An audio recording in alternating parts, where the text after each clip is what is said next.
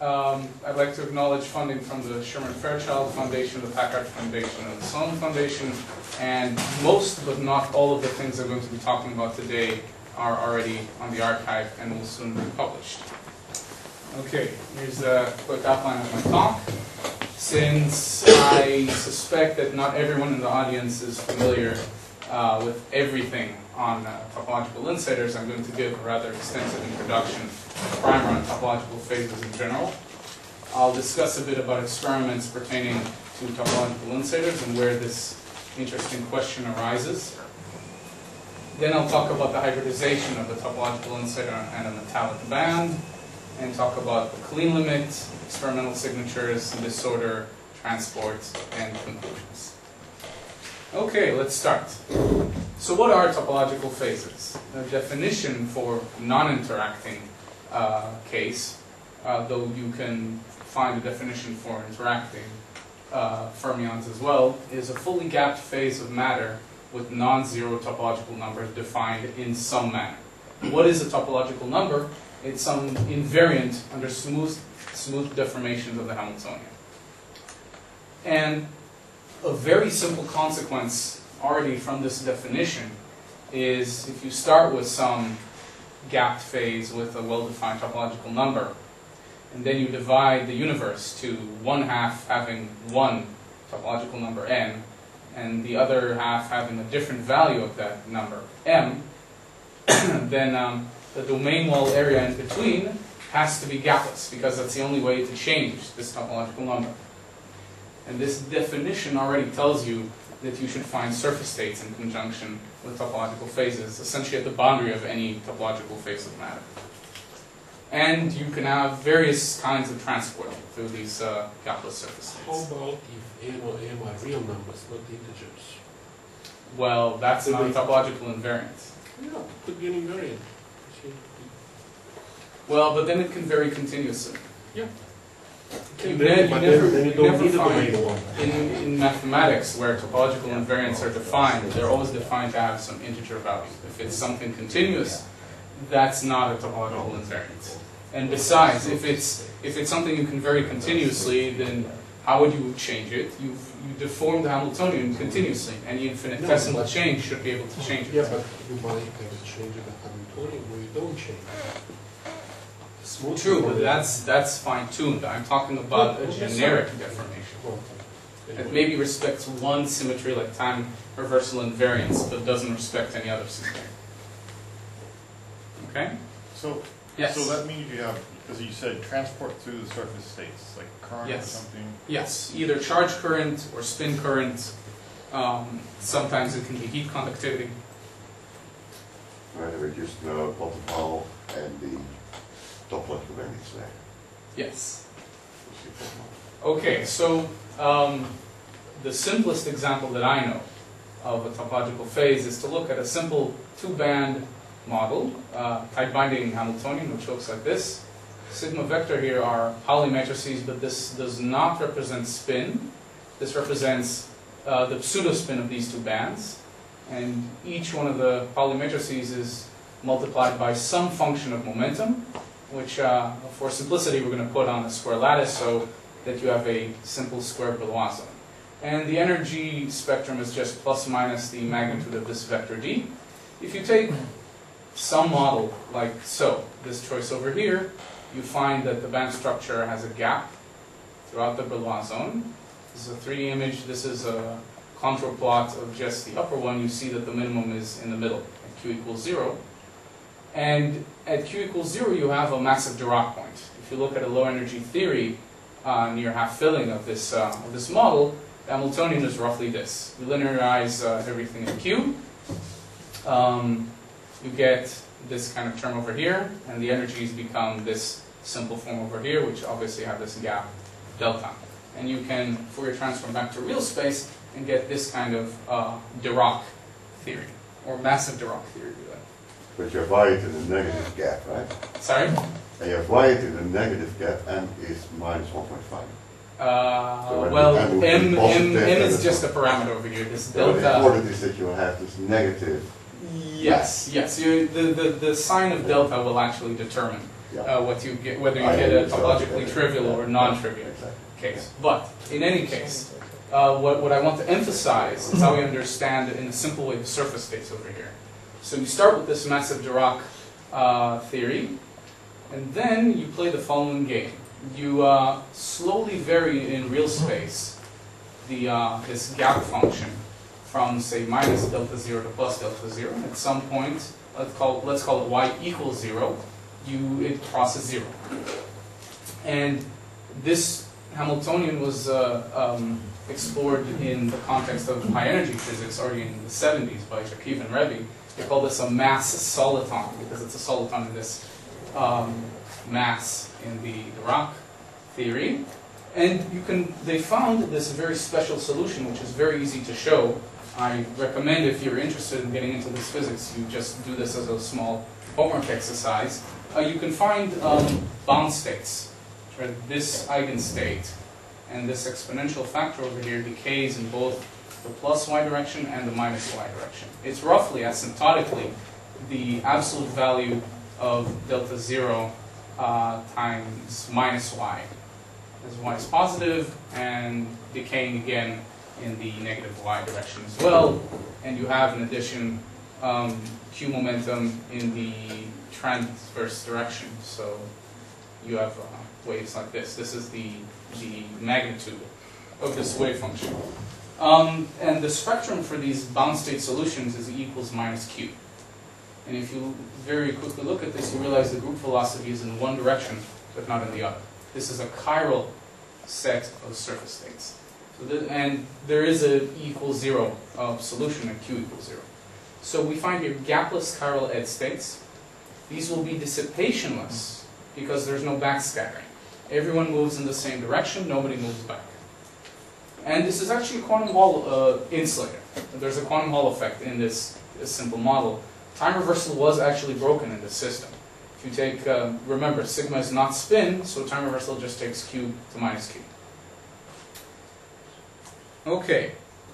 Where do we see the topological numbers in this kind of model? Were there any questions? Yes. So you said there's a current goes one way, right? Yes. So if you were to measure it, you could go to where this domain wall is and just measure the current? Yeah. It's just a cartoon version of the usual access story of Blockmall states. Yes, absolutely. But doesn't it also mean that the domain wall must be closed, like form a loop, otherwise? Yes, absolutely. This is Theoryland, where we have half the universe with minus delta 0 and the other half of the universe plus delta 0. You're absolutely right. In a real sample, we always have a closed boundary. So there's one chiral mode running around the edge.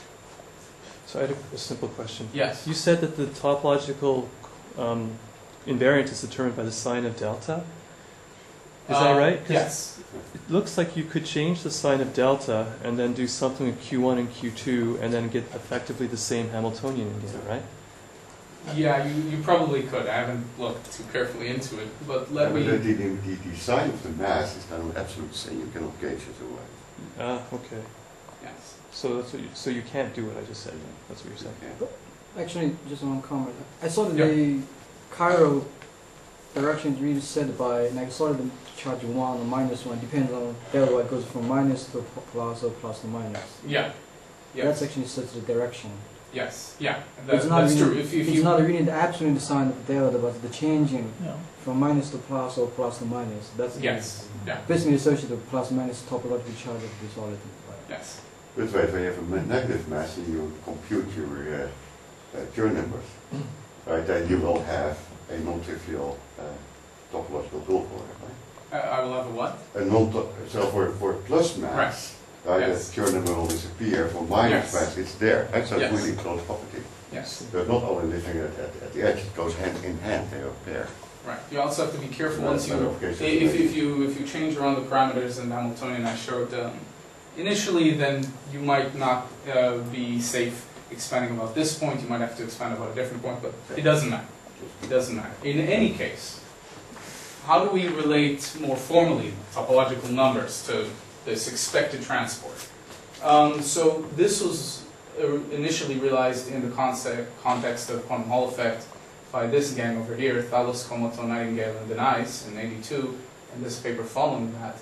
They basically used Kubo formula to show that the Hall conductivity in 2D electron gas can be of this form. G over here is the electron Green's function, and nu rho, they run over the 2+1 space-time dimensions. So this is either real space and time or momentum and frequency. The traces over all degrees of freedom in the system. And, well, using this for our simple two-band model, you can just calculate this quantity and find this expression over here. And I like this expression because what multiplies the E-score over H is something known in mathematics as the Pointryagin number, and that has to have an integer value. Now it looks a bit complicated, but actually it's a very simple quantity. And let me explain that in the next slide. So just note that it has this bizarre form of you take this D vector, which completely defined the Hamiltonian, and you take the triple product between it, the Qx derivative of it, and the Qy derivative of it, and you integrate over the full Brillouin. So this, for this vector D of Q, it parameterized some mapping between the 2D Brillouin zone, which is the Q, and it's a torus, onto some surface, some two-dimensional hypersurface embedded in 3 dimensions. And we can always deform that surface to the unit sphere by looking just at the unit vector of this D, as long as the magnitude of D never vanishes, which is the case we have at hand, because, well, the minimum length of D is the gap in the system. So we have some mapping between the Brillouin zone and the sphere, and this mapping can actually wrap some number of times around the sphere. And the number of times it wraps has to be an integer, because this is a continuous mapping. So we can try and measure what this number of wrappings is. And how do we do that? Well, you can calculate, sum up what is the surface area subtended by this d hat mapping on the sphere, and divide it by the area of a unit sphere, which is just 4 pi. Let's look at a surface element. Because d is a unit vector, it's always normal to the sphere surface, and the xd and the yd will form this right-hand triplet. You take the triple product between them, you get this quantity, you sum over the entire Brillouin zone, and you divide by 4 pi, and you should get an integer. This is the total surface subtended by this mapping. So this is how you understand the Pointryagin number. This is how you understand that it is always an integer. And this is how you can understand in this very simple model that the Hall conductivity will be quantized. It's like a skyrmion in momentum space. Yes, yes, it's exactly like a skyrmion in a momentum space, but what I'm trying to do here is really give a geometric flavor to this rather abstract mathematical thing. Okay, so what I told you so far was a very simple example of a topological phase, but physically what I wanted to tell you about in the rest of the talk are topological insiders. So topological insiders are topological phases with time reversal invariance, which means in a fermionic spinful system you have Kramers pairs. So what these guys did about 5 or 6 years ago was essentially take the quantum Hall state and assign to it, say, spin up. So I'm over here recreating the chiral edge mode that I wrote earlier, E equals minus Q. Everyone's moving in one direction with a group velocity going in one way. And then you take its time reversal conjugate as well. So the chirality reversed, the group velocity reverses, but also the spin. And you combine the two together, you get a time reversal invariant insular with helical edge states, so that momentum and spin are locked in together. And you have one edge state branch of left movers and one edge state branch of right movers with opposite spin. So what's helical about it? Because you can understand, you can write the combined edge state spectrum as E equals minus Q dot SZ. So it's the helicity the product of the sign of Q and S that determines the direction of the electron. And you halve the number of the arc columns, right? Yes, well that's in 3D. I'm talking right now Yeah, about but 2D. it's the same shape, right? Also. Well, yes, so that's the rest of the 1 plus slide. 1D, you would also have fermion doubling, and that you take out here. Yes, absolutely. This Fermion is. doubling is very. But I want you to keep in mind this simple construction because I'm going to be using it very close to the end. Okay, now how can you get this kind of situation? What we needed was some effective magnetic field to create the quantum Hall state, and here we would need a magnetic field that's opposite for spin up and spin down. And you can achieve that by some form of spin-orbit coupling. As long as you have non-magnetic disorder, these edge states can still cannot backscatter one into the other. You need to flip the spin. Now, this is a 2D picture. You have the kind of an analog in 3D. Well, at a very simplistic level, so this Q now is Qx. You add another momentum along the surface perpendicular to that. This red arrow is spin, so for this edge state it's pointing in one direction. At the other end, for minus Q, it's pointing in the opposite. And at a very cartoonish level, you just do this. You complete a circle. I mean, I'm really simplifying over here. I don't want to go into the details of this, but basically a three-dimensional generalization of the topological insider will have surface states that are essentially a single Dirac cone with this kind of dispersion, Q dots S, where S is the spin vector. Well, it's not necessarily of this precise form, but this is a useful thing to think about. You essentially lock the spin direction into the momentum direction, and you have this single, or more generally an odd number of Dirac cones on the surface, and again you still can't have backscattering from non-magnetic disorder because Q to minus Q would have to completely flip the spin.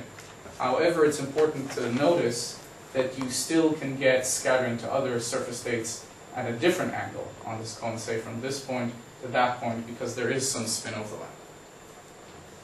Okay. Yeah, so it's really important that you find an odd number, right? Yes, that's absolutely If you have an even crucial. number, you could Yes. always scatter from one sheet to the other. Yes, absolutely. If you took this Dirac cone and then added another one with the well, it doesn't matter whether it has So a spin that's pointing in or that out. factor whatever. Yes, you can scatter between the two, and that is a backscattering channel, and that can open up a gap, and that's a topologically trivial insulator.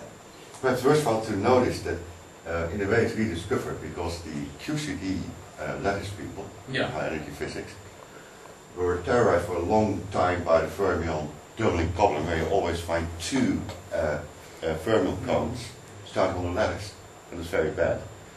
And already for a while they used exactly this construction that you have a surface between two five-dimensional blocks, and that forms a four-dimensional space, and that's actually the space where the lattice QCD fermions live. Interesting.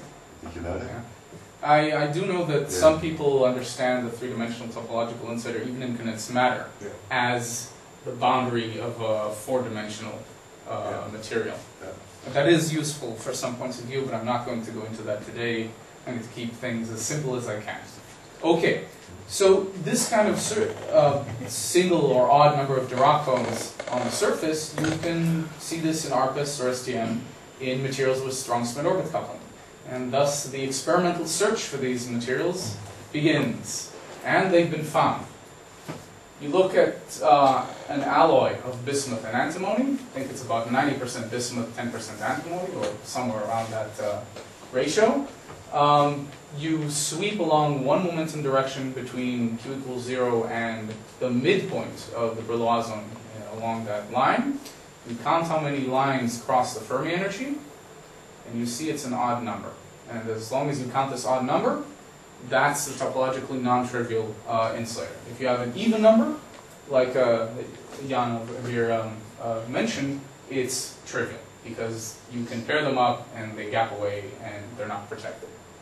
Okay, so this was bismuth antimony. But about a year and a half ago I became aware, and I should say all of these cartoons and this raw data are all from Zahida San's group in Princeton, they do ARPAS, and David Xie was a student over there and is now a postdoc at MIT. I think he was first author on most of this work.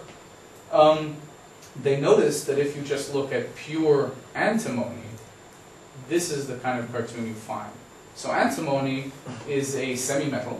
It has almost perfectly compensated electron and hole pockets. And if you count the surface states in the same scheme you did over here, you find again it's an odd number.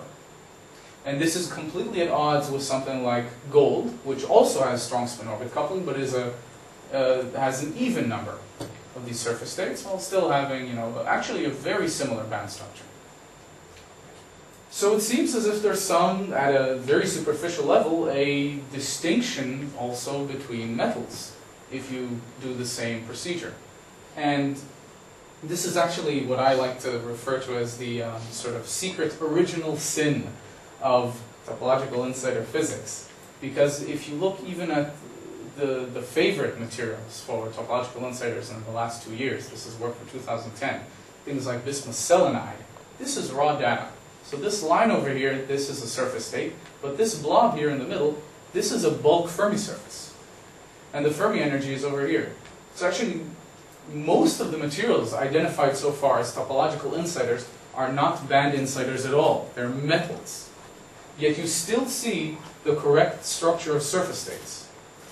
And this thing has been sort of ignored by almost everyone until we and these experimentalists started thinking about, wait a minute, this doesn't add up.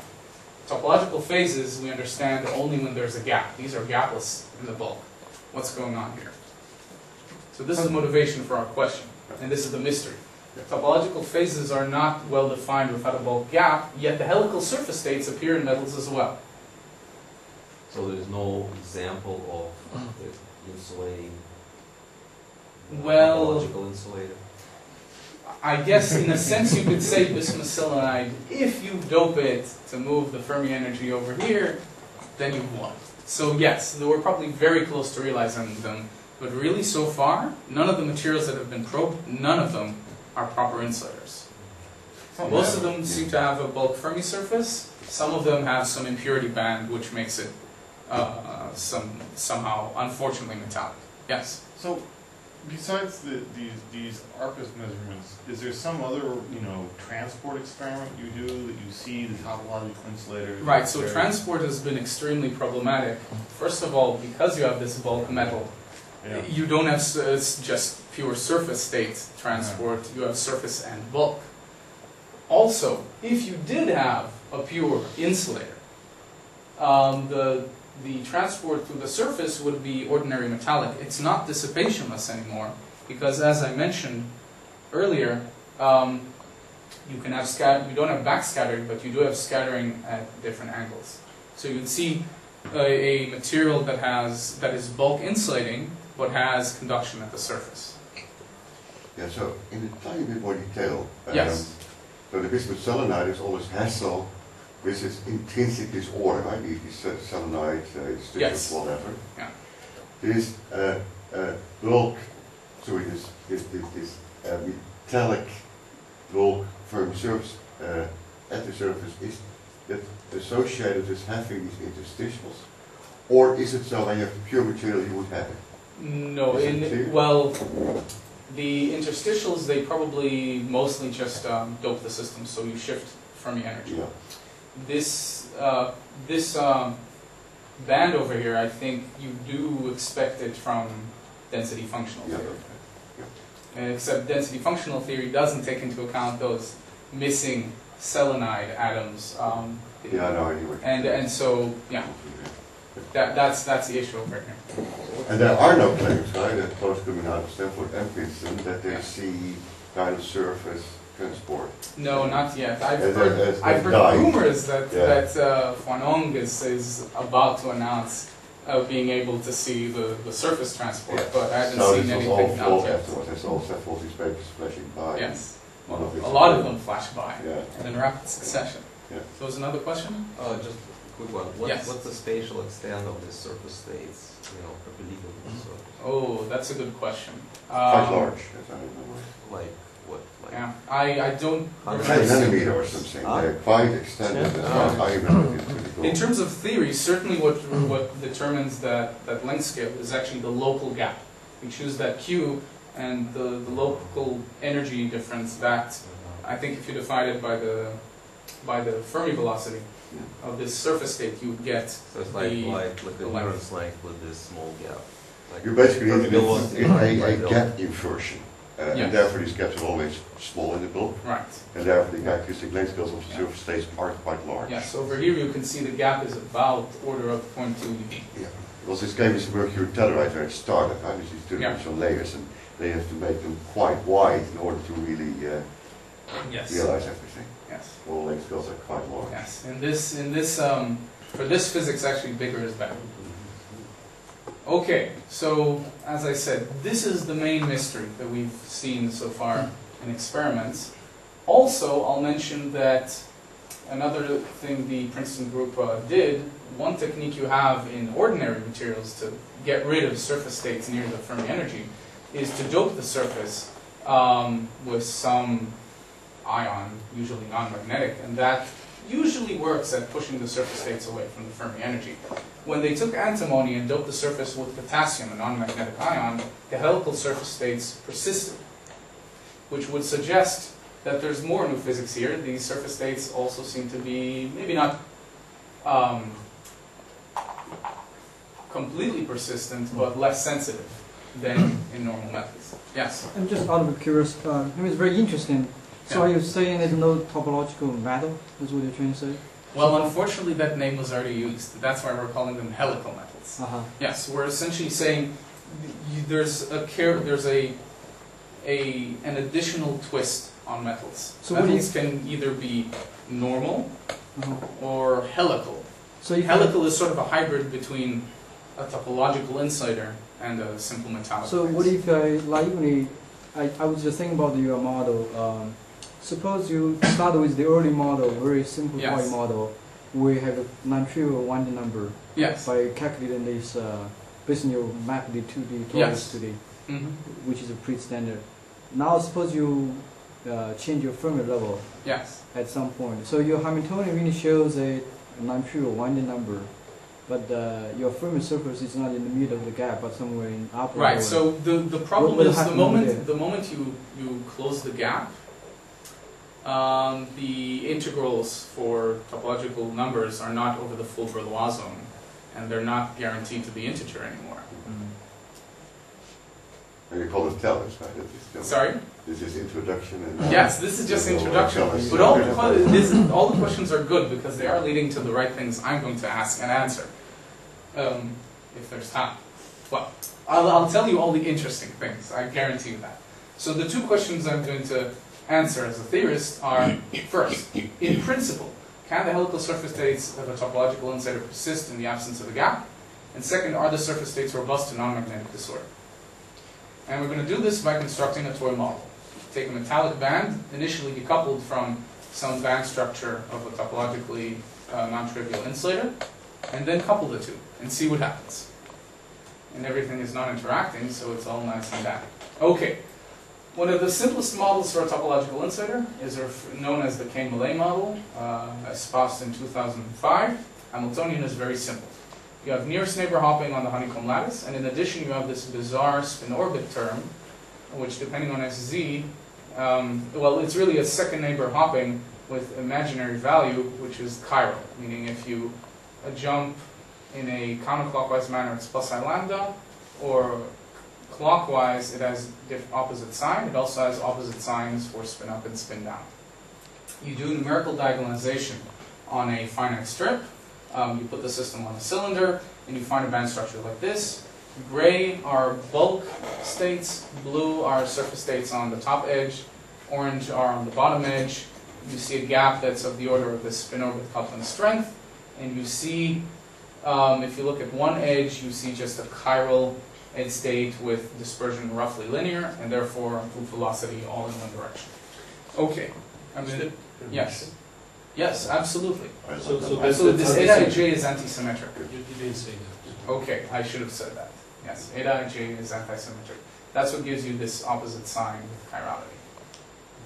Okay? Okay, so we take the K-Millay model, which is on the honeycomb lattice. We're going to add new degrees of freedom. We add sites at the hexagonal plaquette centers, these crosses over here. Then we're going to allow hopping between these new sites. They form a triangular lattice, which will give us one band. It's going to be partially filled, and that's what gives us the metallic band. Then we're going to allow hopping between the honeycomb lattice sites and the new triangular sites, these red lines over here. I'm going to call this hopping strength G, and turn it off and on, and see what happens. Okay, this is Hamiltonian. Let's not get into the details. I essentially explained what all the terms are. Okay, numerics. G equals 0, this is the decoupled case. You just see a superposition of the two band structures. The gray is, again, all the bulk bands. Blue is the surface states on one edge. Orange is the surface states on the other edge. The gray band in the middle crossing E equals 0, this is the parasitic metallic band from the triangle lattice. It has a Fermi surface around Q equals 0. Okay, now we turn on the coupling, the 0.03 of the nearest neighbor hopping. What you see is not much has changed. It's really mostly just been expelled from the overlap areas with the bulk bands. And since we can, let's turn on strong hybridization of 0.3 of the nearest neighbor hopping, in which case you see this picture. So the parasitic metallic band is still there. It still crosses the Fermi energy. The surface states, however, look very different. They seem to be avoiding overlapping with the bulk band. They're being pushed away. And if you look at this momentum, for instance, you see one surface state below the bulk band and one above. It's still helical because at any given energy, there's one surface state branch on each edge, moving in one direction.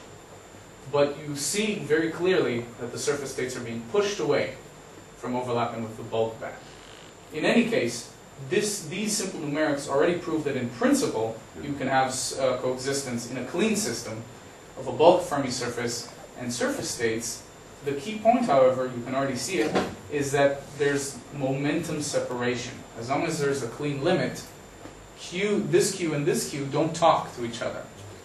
It's like there is some kind of Bragg reflection at 2.2 and about 4.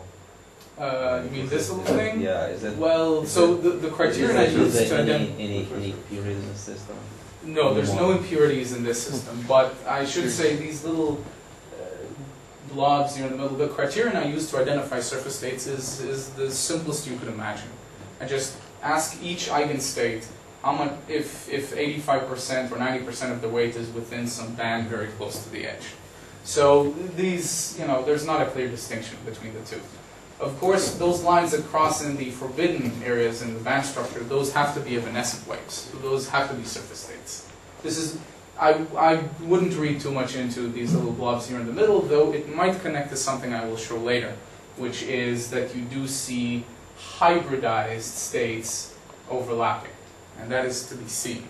I mean, there might Yes. be a bit of a fine-tuning here, right? So Yes, I absolutely. can tune perhaps a bulk band structure that Yes, dips down at 3. They Yes. also have Yes. metallic Fermi surfaces out there. absolutely. Perhaps the question becomes, are these helical states non-bonding Yes. relative to... Yes. that's I a high agree, I pressure? agree. This model could be completely fine-tuned, and that's why we weren't satisfied with this.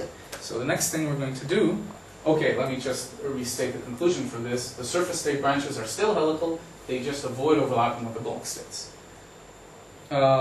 Yes. So, let's try and do some generic analytics. Let's write down an effective action. Psi are fields representing edge degrees of freedom, and they have some dispersion epsilon of k parallel. K parallel is the momentum parallel to the surface. We add to that a metallic bulk band with fields representing it chi, and there's some dispersion E of both k parallel and k perp. K perp, of course, is the momentum perpendicular to the surface. And we'll add a generic hybridization term like this. So the model I just solved numerically is a specific example of this type of model. Okay.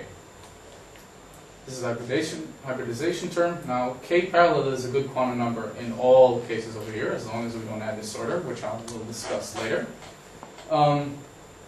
And so we can solve for each k parallel separately. And if you just erase it, you find that you're looking at the Phantom model. which has been known since 1960. You have an impurity state, in our case it's a surface state, some one-dimensional band, some hybridization between the two. And the great thing about the Fano model is it's exactly solvable. The simplest way we figured out to do it is to integrate out chi. You're left with an effective action just for the psi fields. We are, after all, interested in the fate of the surface states.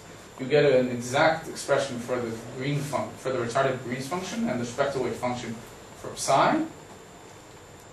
This is the Green's function expression. And there's basically two generic cases of the spectral weight you see. One, if the surface state is not overlapping in energy with the bulk at this particular parallel momentum, then it generically looks, and the other case is if it does overlap in energy. The non-overlapping case looks like this, where epsilon, very close to where epsilon started out, you still see a delta function in the spectral weight, and you see some modest spectral weights overlapping with the band. This is not so interesting, and this delta function is essentially just a slight modification of the original surface state eigenstate. But if there is this overlap, you generically get this structure over here. You see two delta functions, one above the energy bandwidth of the bulk band and one below. And close to where epsilon started out, here in the middle, you see a fat peak with the width going roughly like the coupling, the hybridization coupling squared times the density of states from the bulk band. And just to explain what these delta functions are, you could look at a very, very simple model, which I think is maybe identical or maybe just similar to the Dickey model. You take a flat We bulk like band. to call these things always Anderson impurity models. Yes, the difference between this and the Anderson model is this is without an interaction U. That's it. And Fano did come up with this like I a think year it was before earlier than Anderson. Yes, that's why I'm giving him Yeah. proper respect. Yeah. Sorry about you. Just Yes. kind of ignorant question. Yes. Since you're talking about the exact solvability. Yes. But I was wondering, usually in the typical situation when the Hamiltonian or Lagrangian is quadratic in fields, Yes. all those models are exactly solvable. Why? Well, yes, absolutely. So why it's so special about the Fano? No, what's So any model quadratic important in fields here is to are- understand the process how the surface state hybridizes into the bulk. Because these two delta functions, let me just give a short preview of what they will mean later on. These will represent surface states appearing above and below the bulk band. And those will be, we will identify them with the lines we saw in the numerics a few minutes ago. Yes? What prevents occurrence of a delta function in the other case? Sorry? See, in the first case, why you Yes. don't have a small component, a delta component below U1? Well, actually there is.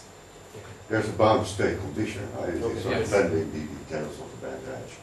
But when you Yes. have a- Yes, but for a generic, this for will something be that's better, not you always find it, pathologically and then, special, yeah. for something that's not pathologically special, this is the generic picture, but you're right, there is actually a very modest delta function over here. So you No, assuming no, that's just depending on numbers. And Say it then- again? So when you have a box density of states, you Yes. always find bound states. Right, When you have a discontinuity in derivative of density of states, Compound state. you need yes. already discretes. a minimal coupling states in order to find a line state. What do you and we have a compound state smooth- in this case? That are these things popping out I mean, of density discrete of states. spectrum. Yeah, the delta function are bound states. There's no. No, because you don't have any spatial thing here. That's It's why only these spectrum. band gaps in the bulk band structure as a surface is missing there, right? And there you can form an infinitely long-lived bound state. And then it's a matter of numbers, whether it happens or not. So I think there's really no generic answer, right? There might not be one. well, I mean, for most reasonable things, yes, actually, I you love, need, you know, with my teeth, I get silliness of these things. yeah, I mean, there's actually a rich literature about the physics of this kind of model, but what I've seen is that basically, unless you really have special effects in either your density of states or this coupling or collusion of the two, this is the generic picture you get. Okay, so, but a simple way to understand what these delta functions are is to look at the case where the bulk band is a flat band. So you have capital N states with energy E0, this is your impurity state, this is the hybridization term, and let's just tune for simplicity E0 to 0. So in the real material, like Yes. C and D correspond to different internal states. Sorry, could you repeat that? Like you have C and D, but they're all electrons, right? Yes, these But are all electrons. they come from different Right. internal states. Yeah, these are different degrees of freedom. Uh-huh. Yes. So the surface state D mixes with one effective mode from the flat band. Just this C tilde over here, the sum over all the CNs. And so you get two-level mixing. This is essentially the Hamiltonian once E0 is set to 0. But somehow the surface state come from the same band, right? Originally. Well, not necessarily. No. In our case, But then what? either yes or no. But where is the second band then? Sorry? Which, so the surface states, well, the helical states come from some band, right? Yes. Now you're adding another band. Right. So That's the where's- simplest Right, right. construction. So You where's can also- where's the original band then, which produced the surface That's a states? good question. Well, first of all, in something like antimony, you do have many bands appearing close to the No, Fermi my energy. question But really even in is principle, yeah. we've also shown, I'll get to it at the end, that you can take a single band. Uh-huh. You need at least two bands for a topological insulator, and you can morph that into something like this. This is essentially an effective, you should think of this in terms of a low energy effector theory. So that this state might be an electron with a Q in one region in the Brillouin zone, and the bulk states are in a very different region of the Brillouin zone. So they're essentially, you can think of them in a low energy context as completely different degrees of freedom. Okay, in any case, the two energies you get from this two-level system are these, and you have n-1 modes left in the flat band. So these two states are represented in a spectral weight, or really in a density of states, in this case, by two delta functions, at E plus and E minus, and all the rest of the states are still at E equals 0. So these two states, and these two different energies, if you looked at a spectral weight, you would see a delta function. And these are states that are a superposition between one effective bulk mode and the surface mode. Okay, I need to hurry up because we're short on time. Okay, so the implications from the Fano model physics are the following. I started out with some topological insulator band structure with a single surface state branch crossing equals 0. We slapped onto it a metallic band like this with some finite bandwidth. We hybridize between the two and we find this picture. The delta function above and below that we saw in the spectral weight, they represent still surface states. We know these have to be surface states because these appear in the forbidden areas in the bulk band structure. They have to be evanescent waves. And but we should also note that the fat peak would leave something in the overlap region. And that's something that we didn't see in the numerics. We saw the surface state branch above and below, but in the middle, well, there's this little thing over here, but we'd like a more clean signature of this. And we refer to the surface states above and below as exile states, and what's left over is the ghost surface resonance, because it's what's left after the surface state has died. Okay, so let's try and look for signatures of these ghost states. And the way to do that, well, one way to do that is to calculate numerically a spectral wave function. The way we do that is we take the surface states in the decoupled system, and we look how they get redistributed in the eigenbasis of the hybridized system. Look at those magnitudes. This is some probability distribution, and it is really a spectral wave function. And the results we plot over here. The gray points are very low value, blue points are very high value, and green are intermediate value. So we see the surface state branch traced out perfectly. We see almost nothing, but we see the entire bulk band structure traced out. The numbers over here are exactly the same as in this numerical plot. But we also see this green blob in the middle. And we identify this with the ghost state surface resonance, the fat peak in the Fano model. Okay. Because There's no such yes. thing as a selection rule right at the dark code. I could imagine something, right? Because these helical states are very special. right. That you cannot make them from anything that's really bulk, non-topological bulk. Yeah, so, I don't see any evidence for any the peculiarities of a matrix element in this case. It could be. But I mean, this is just one model. It shows all the features that we're looking for. And it makes it, it completely agrees with the analytic theory, which is completely generic. Okay, now the spectral weight I just calculated is actually a Thier's toy. This is a non-interacting system, so ARPIS ideally would measure just everything as a delta function. No peaks with a lifetime, at least not in a clean system. So, but however, ARPIS, the photons being shined in at the material, they have some skin depth to penetrate into the material, and we can model that with an exponentially decaying factor that we convolve with the eigenstates of the hybridized system. We calculate this quantity, and we again plot it over here. Darker points are higher value. Again, we see the surface states traced out very nicely. The bulk states are very faint, and we see this nice blob here in the middle representing the ghost surface resonance. A 3D rendition of that shows this peak here at roughly half the width, half the height of the surface states. This is the surface resonance peak. Okay, Phantom model explains all the numerics. So let's make some interim conclusions. We've shown that in principle, helical surface states can coexist with the surface. Basically, like insulators, metals can be classified by an even-odd number of surface state Dirac cones. The surface bulk mixing is described by Phantom model physics. The surface states are pushed away from the bulk. They appear above and below the parasitic metallic band. They leave behind the surface resonance in the bulk, which should be observable in ARPIS and STM. You can actually look for surface resonance over there.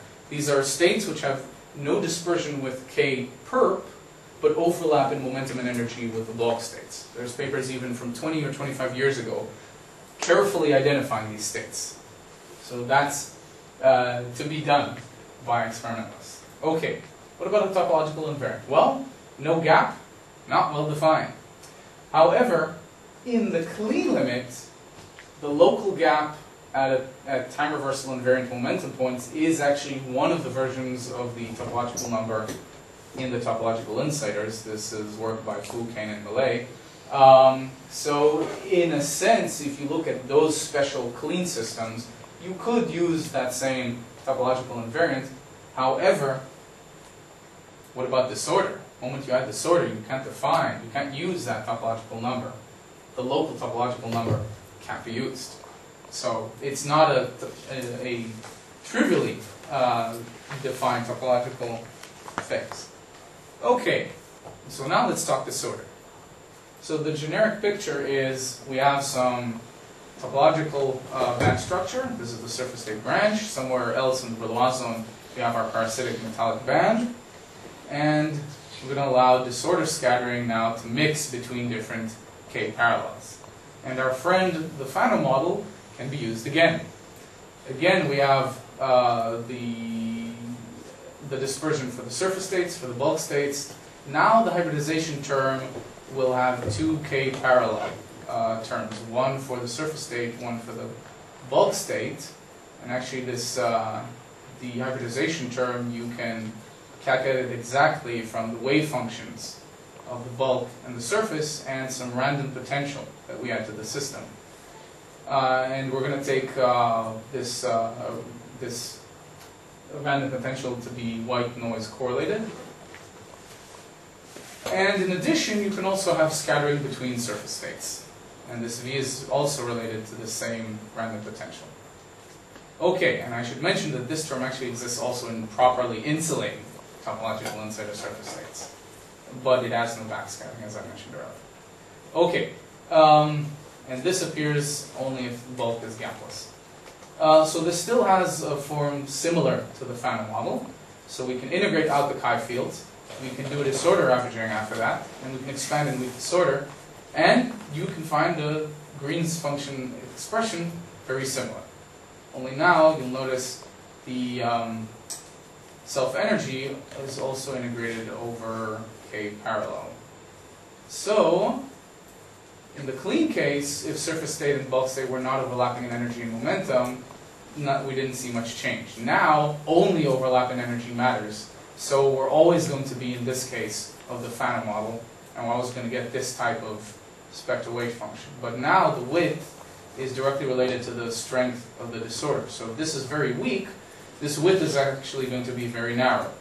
So the ghost states will still look like surface states in ARPAS, only with some finite lifetime. And actually, and the lifetime should be roughly 1 over the disorder strength squared times the density of states from the bulk band. So the picture that we get here is that if we have scattering between the parasitic metallic band and the surface states, these simply become a ghost state now. And in ARPAS, it'll look like just another surface state with some lifetime. And the amazing thing is, on bismuth selenide, this lifetime has already been measured. It's about 40 femtoseconds. And in fact, I did a bit of analysis of the dispersion of this lifetime with energy, and it does look like it comes from disorder rather than interactions. Okay, so some conclusions regarding disorder. Disorder breaks the k-parallel conservation, so surface states should appear to some extent above and below the bulk band, but those might be very, very far away from the Fermi energy.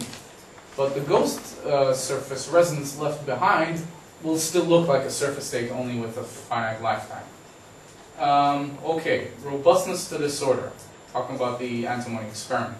So in the three-dimensional topological inserter, you don't have backscattering, but you can scatter into other surface states at different angles like this. What is lifetime? Sorry? The lifetime in this case, what is the decay into? In the insulator case or our metallic case? Second point. Surface states acquire finite lifetime. Yeah. Well, you scatter into the bulk and into other surface states. The lifetime I mentioned is scattering predominantly into the bulk. But you'll get a width if you have disorder only between the surface states. Right. And you interpret that again as a finite lifetime? Well, yes.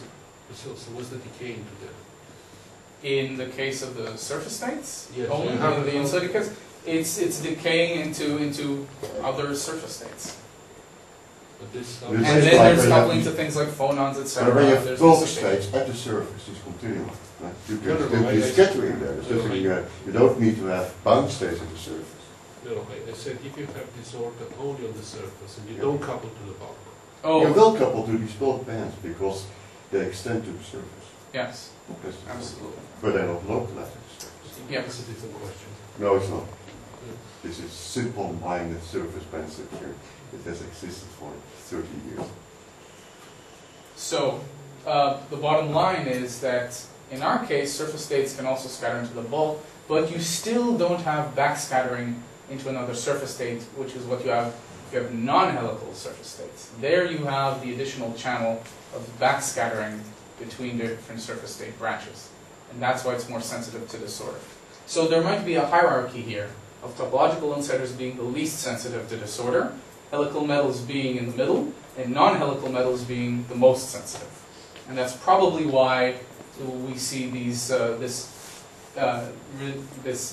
persistence of these surface states in the antimony experiment. Okay, now what about transport? So transport, we haven't worked out the full picture, but let me say a few things about what we do understand so far. So let's go back to that simple two-band model I started out the introduction with. And let me change it a bit. So I'm going to add the one term that I can, a K-dependent term that looks like a chemical potential, which closes the gap somewhere in the Brillouin zone. You can always add this. It just means this is hopping with, this is say a two sublattice system like the honeycomb lattice, this is hopping between sites on the same sublattice. That's it. And I'm going to take this form over here because it gives us this kind of band structure. So this is just the upper band, the D0, sorry, this is actually minus D0 plus D vector magnitude. Just from equals 0 and above, what you see is that the upper band crosses the equals 0. We have holes over here. And these holes are bulk Fermi surfaces. However, you're still going to have the massive Dirac point at Q equals 0. So let's just recap in simple terms. I've opened up a bulk Fermi surface around 0 pi and pi 0, and I haven't changed much around Q equals 0, where the massive Dirac point gave us all the nice topological features in the insulating case. Now let's look at a low energy theory for this band structure. Naively, you expand just about the Fermi surface center at 0 pi and pi 0. And so you get this kind of Hamiltonian. Ordinary metal, q squared over 2n, some effective mass. But if you now look at a domain boundary for the mass term in the Dirac point also becomes gapless. And so in that case, you should also expand about the Dirac point, about q equals 0. So you get a slightly more complicated Hamiltonian with two values. C being the fermions from the Fermi surface, and F being the Dirac cone fermions with some massive Dirac points. And we have effectively separated valleys, like the valleys in graphene. If the graphene had two Dirac cones, one at q, one at minus q, we have, a massive Dirac cone at q equals 0, and a Fermi surface at some other q. And the massive Dirac point will give rise to the same Jaquet-Rebbe surface state solutions as in the insulator. Only now, you just have to have zero amplitude in the CQ degree of freedom. But it's still the same wave function. So what we see here is that as long as you have this separation into valleys, you can still have the same helical or chiral, in this case, edge state, coexisting in a gapless system. Okay, now we know how to use Kubo formula. But so if this starts to break Yes. down, then there would be a degeneracy, that is, Yes. and then at the same Yes. momentum as the outgoing, Yes. you would have surface Yes. state, right? And Yes. then you, Yes, Especially then you would definitely kill everything. I think the thing is that for the source of the massive Dirac point, in a sense, is a monopole in very flux. And if you kill that area in the Brillouin zone, you Yeah. push that away. There's a monopole and anti-monopole. What you just described is essentially you kill them off. You annihilate them. Okay. Back to simple things. So using Kubo formula, we can calculate the conductivity tensor. If time reversal is broken, we can have Hall conductivity. So sigma breaks down to an ohmic part, which is the symmetric part of the conductivity tensor, and an antisymmetric part, which is the Hall conductivity, and this can be dissipationless, meaning appearing without disorder. So we can even ignore disorder and just calculate this quantity. And for this Hamiltonian, completely generically, this is the result you find. It looks almost exactly the same as what I showed in the introduction, only it has this additional term over here, a step function of the magnitude of vector d minus the magnitude of d0. And so if this d0 is always smaller than the gap magnitude, the system is always gapped, the step function always gives you 1, and you reduce back to the quantum Hall insulator integer value. what is D0, did you tell? The theta, it's Oh, the, the D0.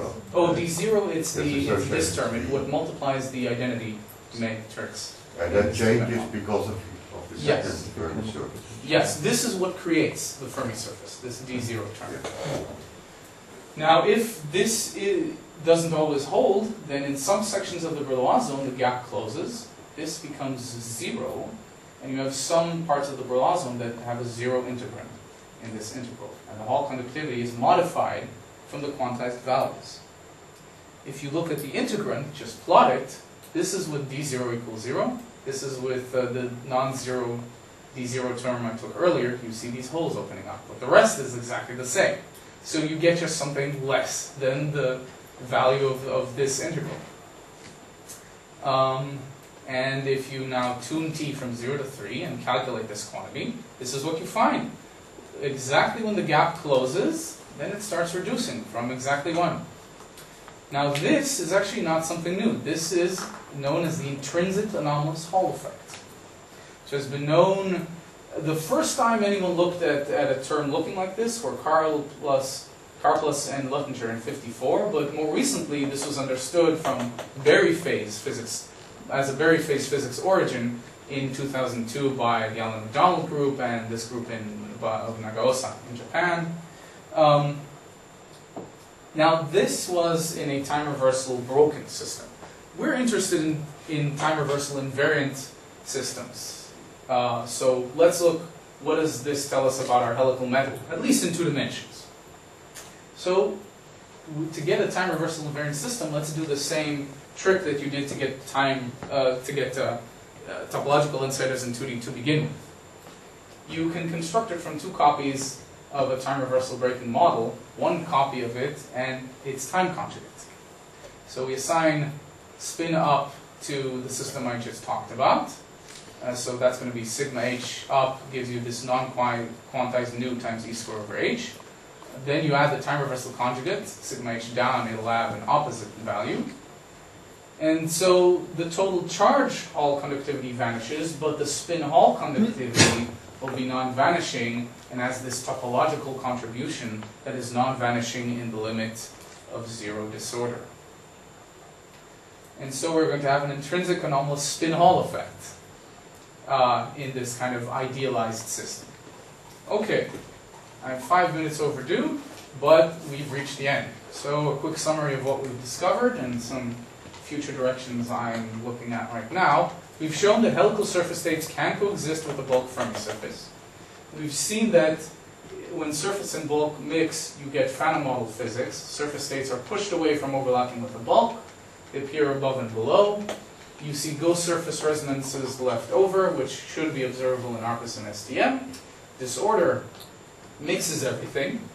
The surface states acquire a lifetime, but it's still robust to disorder. There's no backscattering between surface states, unlike non-helical metals like copper, gold, most of the metals we're familiar with, that also show surface states. Helical metals and topological insiders should be close by in material parameter space. If you find one, you should be close to the other. And with the right chemistry, you should be able to transition between one and the other. Now some very interesting future directions. First of all, is there some magnetoelectric response, what's known as axion electrodynamics, in the absence of a bulk gap in the three-dimensional version of our helical metals? Second, is this a topological Fermi liquid? It actually has some very strong similarities with something that Duncan Haldane was talking about 5 years ago, effects of interactions. And another thing that I realized sort of while making this talk, materials exhibiting intrinsic anomalous Hall effect, should they always have a chiral surface state? That is an open question that we should be able to answer easily. Thank you for your attention.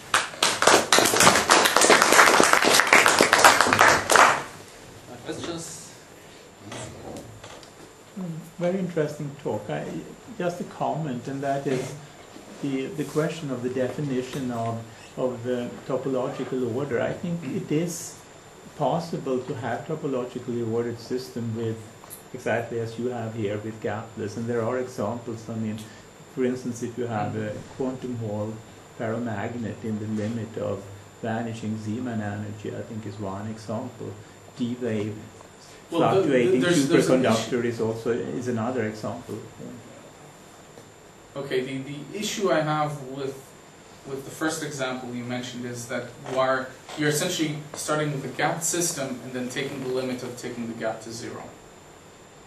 And I'm not sure that's a healthy process to do. Well, I mean, you don't really have to think of it that way, because what orders is really the, is the Coulomb energy that orders it. So whether you have a Zeeman term or not is really a matter of, if you start to look at size of solitons, of fermions, etc., then that is important. But I don't think it's important in principle for making the point.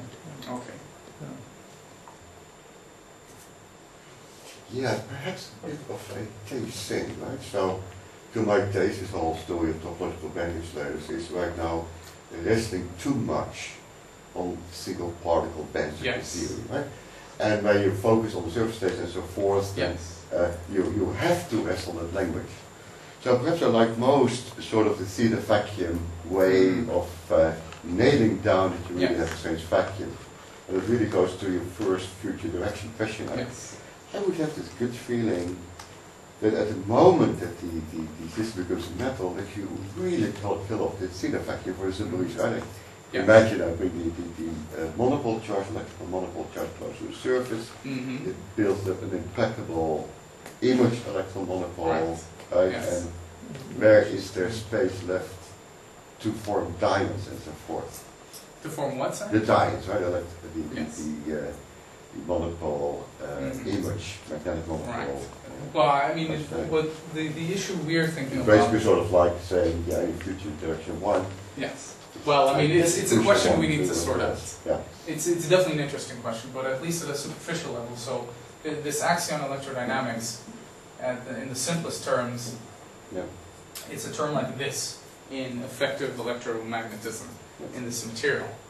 And so if you look at, we want to think about time reversal invariant systems, which means V gets a minus sign under time reversal. So this theta can only have a very special value of pi, because it's a defined modulo of 2 pi in insulating systems. But once you have a non-insulating system, well, you ruin the periodicity of theta, and then you have a problem reconciling the time reversal invariance. So yes, that's certainly an issue. And at the simple, at that level, yes, it should vanish immediately. Yeah. But maybe there's some dynamical response here. Yeah. Say, one thing that I've heard people suggest is if you have something that's odd or really linear in frequency, Yeah. then you can reconcile it. Yeah, so you miss the sharpness of the topological nature of the vacuum Yes. state, right? Mhm. But you still have interesting like Yes. theory. Yes, Because the normal nonlinear Hall effect thing is magnetoelectric interesting, response, yes. Electrodynamical effects. Absolutely. So Yes. I have just one question to understand this a little bit better. So, in principle, you need the hybridization between the bulk and the surface states. Not necessarily. In your model, at least. In the first model I showed, the thing I used a different model to calculate transport. You'll notice it's really just a 2-band model. This thing over here. I'm thinking just about the Feynman model, actually. Okay. So there's some hybridization. I'm Yes. just wondering where this comes from microscopically. If you have What do you a bulk state and surface state, how do you hybridize them in principle? Is there some... Well, if they directional come from whatever? different bands, then there's some matrix element from their overlap. You can have, well, look, the toy model that I described, initially, let me just jump to it. Okay, let me just draw it on the board here. So remember what I was considering. I was thinking about the honeycomb lattice and adding new sites to it at the centers, which form a triangular lattice. So here, these are actually different degrees of freedom, and hybridization was hopping between these. In a physical system, you could imagine the metallic part coming from one band, say it's one type of orbital, say px, orbitals around the atoms, and the topological insulator part coming from a different set of orbitals, py, and they can have some overlap. That is clear, yes, Yeah. essentially. But usually we are used to have atomic orbitals, and Yes. one other part is rather itinerant, and then you have a sizable overlap. Well, But if the second band is not very localized, but itinerant, there's a really small overlap. So I'm just wondering. So you're rather in this limit where you will have a localized degree of freedom, right? no, I'm not in that limit at all. Or I'm in the limit of everything delocalized. Even in the insulator part, everything is delocalized. I see. It's just a filled band. Well,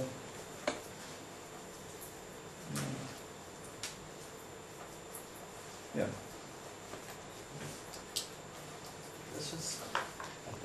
Yes.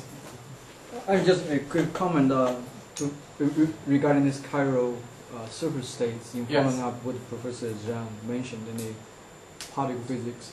Mm. I probably know this David Kaplan. I think they talking about dominal fermions. Yeah. Because people try to understand, how you get the chiral condensate, for example, in the real world.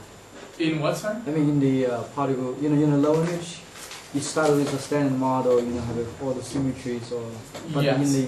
then how you realize in the low energy sector, you have a chiral symmetry broken. Mm-hmm. Yeah, so people have this 5-dimension, basically the 4-dimension world is on the surface. I think they talk about the domain world fermions. Yes. One of the main person I know is David Kaplan. I think he's from Seattle still. If you look up some papers by him. Mhm. So I'm talking about the relationship, some Yes. ideas over there. Right, yeah. It's very important over Yes, there. that could be very useful. I remember correctly, right, that the zeta vacuum is basically rooted in the anomaly, in what is actual anomaly or something. Right, if And I'll there's just a take direct a relationship quite, with chiral symmetry breaking in QCD. let's take a short trip to one higher dimension.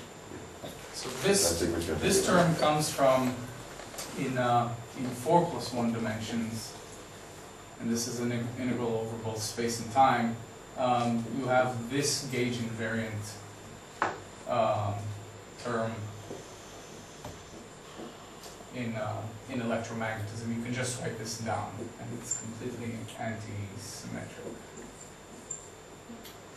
And then the dimensional reduction you do from this to this, because if you rearrange this term, it's essentially F wedge F, meaning epsilon alpha beta gamma delta of the alpha a beta d gamma a delta.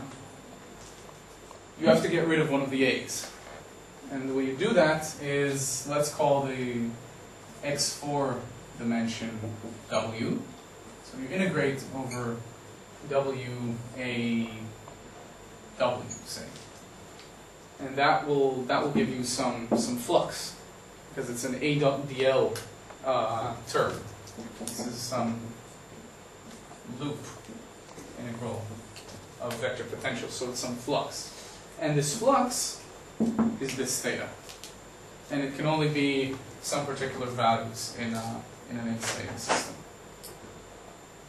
Okay, so that's just a taste of this higher dimensional physics, which I have to admit I'm not a complete expert on.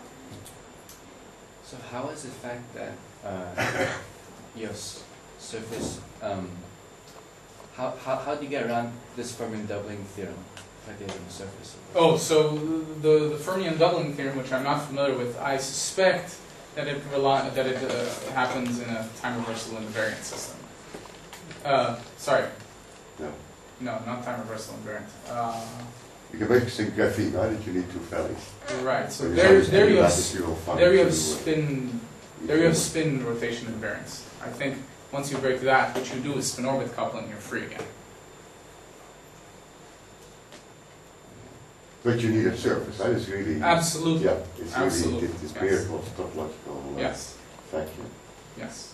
But isn't the fermion, I mean, the original fermion doubling problem was the, it's the Nielsen-Inomia theorem that tells you that if you want to have chiral fermions local on a lattice, then you will always get doubling. So, I mean, what Kaplan and et al. Did to get around it was exactly to put it Right. on a domain wall, Yeah. simulate The same, everything, exactly and the then same. Yes, got it for exactly free. the same, I mean, yeah. so that was a way to get to the chiral point, and then you can study chiral symmetry breaking, etc. by lattice methods. So there are these deep relations. Yeah, I think it's very exciting if you can explore a little bit on. Good.